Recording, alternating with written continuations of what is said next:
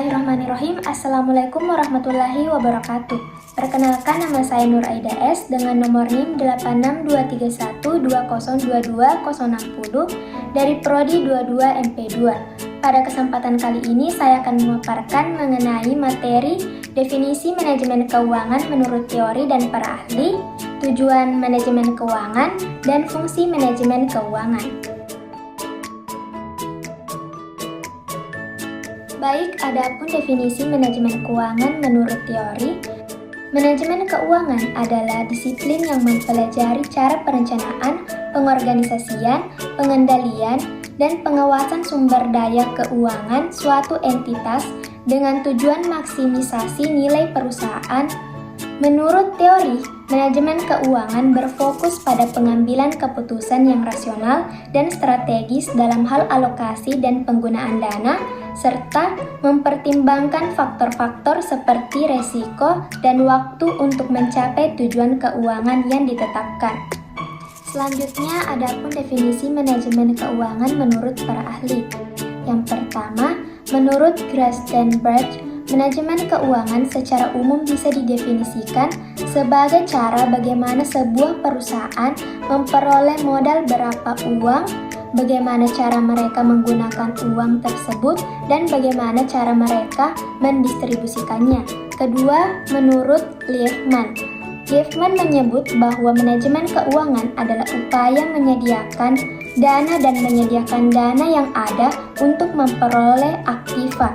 Ketiga, Erlina SE. Menurut Erlina SE, yang dimaksud dengan manajemen keuangan adalah pengaturan terhadap aspek-aspek keuangan sebuah perusahaan. Aspek-aspek tersebut mencakup raising fund atau mencari dana dan allocation of fund atau mengatur alokasi penggunaan dana agar sesuai dengan kebutuhan dan tujuan perusahaan. Keempat, Bambang Rianto. Manajemen keuangan merupakan semua aktivitas yang dilakukan oleh perusahaan yang berkaitan dengan upaya untuk memperoleh uang yang dibutuhkan dengan biaya serendah mungkin, syarat-syarat yang membawa keuntungan maksimal, serta memanfaatkan dana tersebut dengan cara yang efisien. Kelima, Brigham dan Houston. Berdasarkan buku yang ditulis oleh Brigham dan Houston atau diterjemahkan oleh Dodo H. dan Herman W., manajemen keuangan adalah bidang yang paling luas dengan kesempatan karir terbesar dalam bidang keuangan. Keenam, J.L. Macy. Manajemen keuangan merupakan kegiatan operasional dalam bisnis yang bertanggung jawab untuk mendapatkan dan memanfaatkan uang yang ada secara efektif sesuai dengan kebutuhan operasional yang efisien. Ketujuh, Weston dan Copeland. Berdasarkan buku yang ditulis oleh pakar keuangan Weston dan Copeland, diterjemahkan oleh Jaka W. dan Kirbandoko, disebutkan bahwa manajemen keuangan bisa dirumuskan dengan tanggung jawab dan fungsi dari manajer keuangan. Fungsi utama manajemen keuangan umumnya terkait keputusan tentang pembiayaan kegiatan usaha, kegiatan penanaman modal, serta pembagian dividen bagi para pemegang saham. 8. Sutrisno. Pengertian manajemen keuangan menurut Sutrisno adalah segala aktivitas yang dilakukan oleh sebuah perusahaan dalam mendapatkan dana dengan biaya yang rendah serta upaya untuk bisa memanfaatkan serta mengalokasikan dana secara efisien.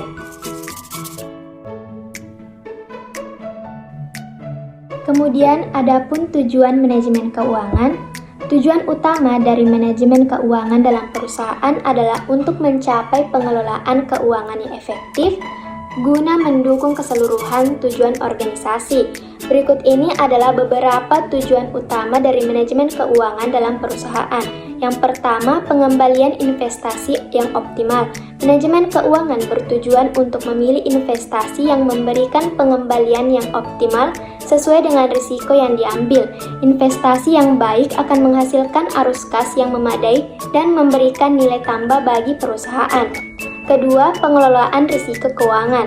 Tujuan ini mencakup identifikasi, penilaian, dan pengelolaan risiko keuangan yang dapat mempengaruhi kesehatan finansial perusahaan. Manajemen keuangan berusaha untuk mengurangi risiko dan menghadapinya dengan strategi yang sesuai. Ketiga, pemeliharaan likuiditas yang cukup. Manajemen keuangan berupaya menjaga likuiditas yang cukup agar perusahaan dapat memenuhi kewajiban keuangan sehari-hari tanpa kesulitan. Ini termasuk pembiayaan gaji, hutang kepada pemasok, dan biaya operasional lainnya. Keempat, efisiensi biaya. Manajemen keuangan bertujuan untuk mengelola biaya operasional dan keuangan secara efisien. Ini melibatkan pengelolaan pengeluaran agar tetap sesuai dengan pendapatan dan menghindari pemborosan. Kelima, pembiayaan yang optimal. Tujuan ini berkaitan dengan pemilihan sumber pembiayaan yang paling cocok untuk perusahaan. Manajemen keuangan harus memutuskan apakah menggunakan utang atau ekuitas, serta mengatur struktur modal yang tepat. Keenam, pengelolaan dana dengan cermat. Manajemen keuangan bertanggung jawab untuk mengatur arus kas perusahaan dengan bijaksana. Hal ini termasuk pengelolaan dana tunai, investasi jangka pendek, dan pengelolaan piutang dan utang.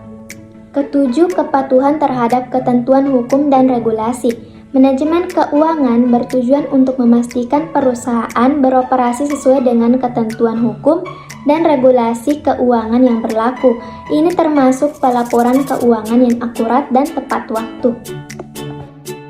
8. Pengembangan strategi keuangan jangka panjang. Manajemen keuangan juga bertanggung jawab untuk mengembangkan strategi keuangan jangka panjang yang sesuai dengan visi dan misi perusahaan. Ini melibatkan perencanaan untuk pertumbuhan, ekspansi, dan pengembangan bisnis di masa depan. Dan yang terakhir, fungsi manajemen keuangan. Ada beberapa fungsi penting dari manajemen keuangan yang perlu diketahui, antara lain yang pertama, estimasi kebutuhan modal. Manajer keuangan harus membuat estimasi kebutuhan modal perusahaan. Ini akan tergantung pada biaya dan keuntungan yang diharapkan, serta program dan kebijakan masa depan yang menjadi perhatian perusahaan. Estimasi harus dibuat dengan cara yang memadai untuk meningkatkan kapasitas pendapatan perusahaan. Kedua, penentuan komposisi modal. Setelah estimasi dibuat, struktur modal harus diputuskan. Ini melibatkan analisis ekuitas utang jangka pendek dan jangka panjang. Juga akan tergantung pada proporsi modal ekuitas yang dimiliki oleh perusahaan dan dana tambahan yang harus dikumpulkan dari pihak luar.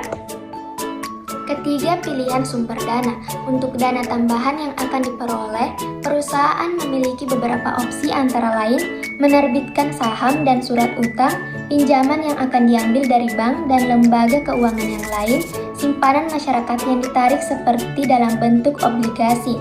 Keempat, investasi dana. Manajer keuangan harus memutuskan untuk mengalokasikan dana ke usaha yang menguntungkan, sehingga ada keamanan dan investasi dan pengembalian yang reguler bisa didapatkan. Kelima, surplus. Keputusan terkait laba bersih harus dilakukan oleh manajer keuangan. Ini bisa dilakukan dengan menggunakan dua cara. Yang pertama, deklarasi dividen. Ini termasuk mengidentifikasi tingkat dividen dan manfaat lain seperti bonus. Kedua, dana ditahan. Volume harus diputuskan dan ini bergantung pada rencana ekspansi, inovasi, serta diversifikasi perusahaan. Keenam, manajemen kas. Manajer keuangan harus membuat keputusan terkait dengan manajemen kas. Uang tunai dibutuhkan untuk berbagai keperluan seperti pembayaran gaji karyawan, membayar tagihan listrik, air, internet, pembayaran kepada kreditur, pemenuhan kewajiban lancar, pemeliharaan persediaan yang cukup, pembelian bahan baku, dan lain sebagainya. Ketujuh, kontrol keuangan. Manajer keuangan tidak hanya harus merencanakan, mendapatkan, dan memanfaatkan dana saja. Dia harus melakukan kontrol atas keuangan.